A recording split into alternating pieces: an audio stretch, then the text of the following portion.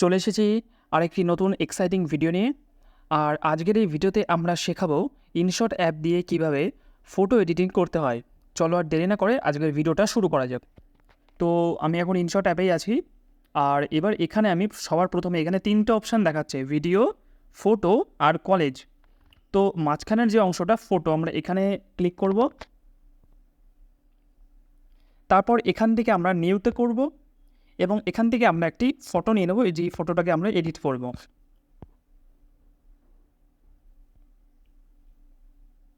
তো আমি এখান থেকে একটি ফটো সিলেক্ট করে নিয়েছি, এটা একটি মন্দিরের ছবি। আর আমি এই ফটোটি সিলেক্ট করলাম তার কারণ হচ্ছে এই ফটোটাতে কিন্তু অনেক প্রবলেম রয়েছে। ফটোটা অলরেডি অনেকটা ব্রাইটনেস কমও হয়ে রয়েছে, তো এর জন্য আমি এই ফটোটা সিলেক্ট করলাম যাতে এটা দেখাতে খুব সুবিধা হয়। তো সবার প্রথমে আমি যেটা করব সেটা হচ্ছে ক্যানভাস চুজ করব।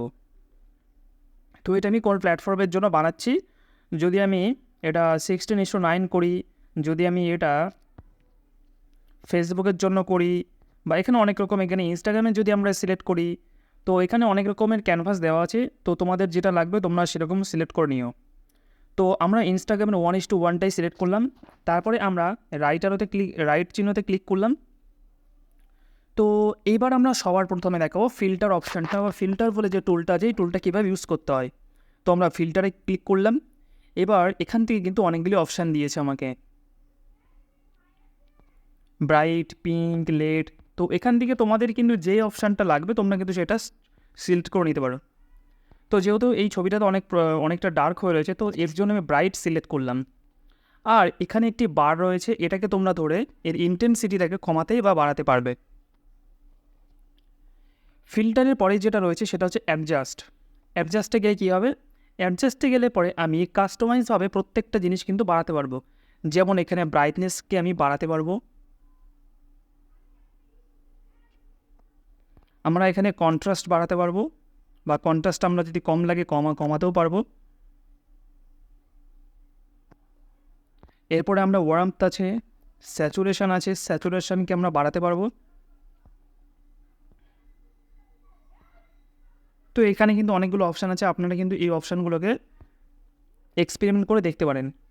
এরপরে আমি ক্লিক করব আবার এই রাইটে। তারপরে যেটা আছে সেটা হলো এফেক্ট। এবার আমি এফেক্টসে ক্লিক করব। এফেক্টসে ক্লিক করার পর এখানে কিন্তু প্রচুর অপশান আছে। তো এখানে যে গ্লিচ আছে, গ্লিচে ক্লিক করব। গ্লিচে ক্লিক করার পরে কিন্তু পুরো ছবিটা একটি গ্লিচ এফেক্ট চলে আসবে। আর এই গ্লিচ এফেক্টের ভ্যালুটাকে কিন্তু আমরা এখান থেকে কমাতে পারবো, বা এখান থেকে আমরা এটাকে বাড়াতে পারবো। তো যেহেতু আমার গ্লিচ এফেক্ট লাগবে না, তাই আমি এটাকে আবার ডিসিলেক্ট করলাম। আমি যখনই এই অরিজিনালি ক্লিক করব তাহলে কিন্তু আমার ওই চুজ করা এফেক্টগুলো কিন্তু আর সিলেক্ট হবে না। তো এখানে কিন্তু প্রচুর অপশান রয়েছে, তো এগুলো কিন্তু তোমরা সিলেক্ট করে দেখতে পারো।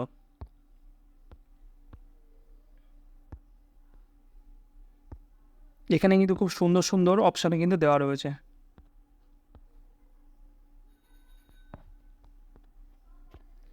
এছাড়াও আরও অনেকগুলি ফিচার এমন আছে যেগুলি কিন্তু কিনতে হবে, যেগুলো পুরো ফ্রি নয়। তো এখানে এরকম বৃষ্টির মতন এফেক্ট দেওয়া যাবে, এখানে স্নো এফেক্ট দেওয়া যাবে, রিপল এফেক্ট রয়েছে, এখানে লাইটিং এফেক্ট রয়েছে, এখানে নিয়ন রয়েছে, ফ্ল্যাশ রয়েছে, প্রচুর সুন্দর সুন্দর এখানে ফায়ার রয়েছে, এখানে বাম্বেল রয়েছে এরকম। এছাড়াও এরকম পিক্সলেট হয়ে যাবে।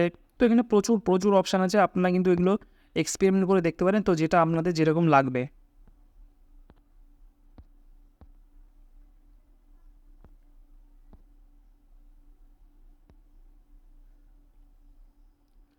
তো এরপরে যেটা আছে সেটা হচ্ছে ক্রপ। ছবিটাকে কিভাবে ক্রপ করতে হয় সেটা আমি এখানে দেখাবো। তো ক্রপ করার জন্য ক্রপে ক্লিক করলাম। এবার এখান থেকে আমি যদি এখান থেকে কিছুটা বাদ দিতে চাই, তো এখান থেকে কিন্তু খুব সুন্দরভাবে ছবিটাকে ক্রপ করতে পারবো।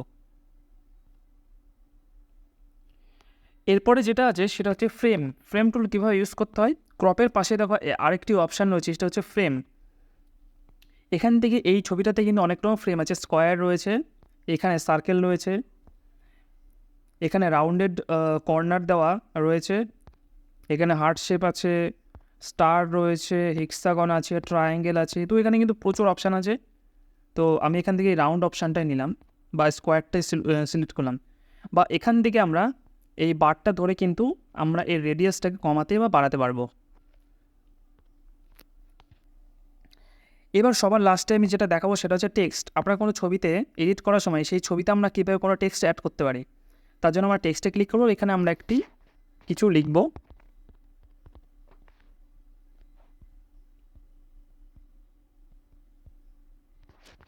তো এটা লেখার পরে আমরা কালার হুইলের এখানে যদি ক্লিক করি তাহলে এই টেক্সটের কালারটাকে আমরা এখান থেকে সিলেক্ট করতে পারবো। আপনাদের যেই কালার লাগবে সেই কালারটা কিন্তু আপনারা এখান থেকে সিলেক্ট করে নিতে পারেন। তো আমি এটাকে হোয়াইট রেখে দিলাম। এরপরে এই লেবেলটা হচ্ছে এই টেক্সটের পিছনে যে ব্যাকগ্রাউন্ডটা রয়েছে এটাকে যদি আপনারা চেঞ্জ করতে চান তাহলে আপনাকে ক্লিক করতে হবে লেবেলে। এবার এখান থেকে কিন্তু গিয়ে আপনারা যে কোনো একটা এই লেবেল কিন্তু সিলেক্ট করে নিতে পারেন।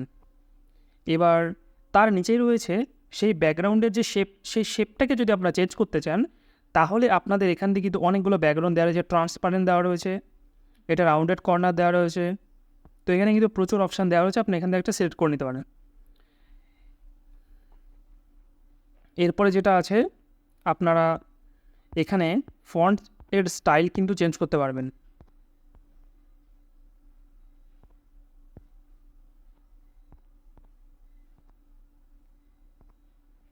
তো এটা হয়ে গেলে তারপরে আমরা আবার এই রাইট চিহ্নতে ক্লিক করব। তো এখানে কিন্তু একটা সুন্দর টেক্সট বসে গেছে, ব্যাস। তো এই ছিল আজকের ভিডিওটি। আজকের এই ভিডিওতে আমি কিন্তু সেরকমভাবে কোনো ফটো কিন্তু সুন্দর করে এডিট করে দেখাইনি, আমি জাস্ট এখানে কয়েকটি টুল সম্বন্ধে আজকে বলেছি। তো তোমরা যদি এর ব্যাপারে বা আরও ডিটেলসে ভিডিও চাও বা তোমাদের যদি কোনো টুল বুঝতে অসুবিধা হয় তাহলে অবশ্যই কিন্তু তোমরা আমাকে কমেন্টে জানাও, আমি কিন্তু তারপর আরেকটি সেপারেট ভিডিও বানাবো। আর আজকের ভিডিওটি কেমন লাগলো অবশ্যই কিন্তু কমেন্ট করে জানাও। আর ভিডিওটি যদি ভালো লাগে অবশ্যই তাহলে কিন্তু সাবস্ক্রাইব করতে ভুলবে না। আর তোমাদের বন্ধুদের সঙ্গে কিন্তু ভিডিওটি অবশ্যই শেয়ার করবে। Thank you everyone.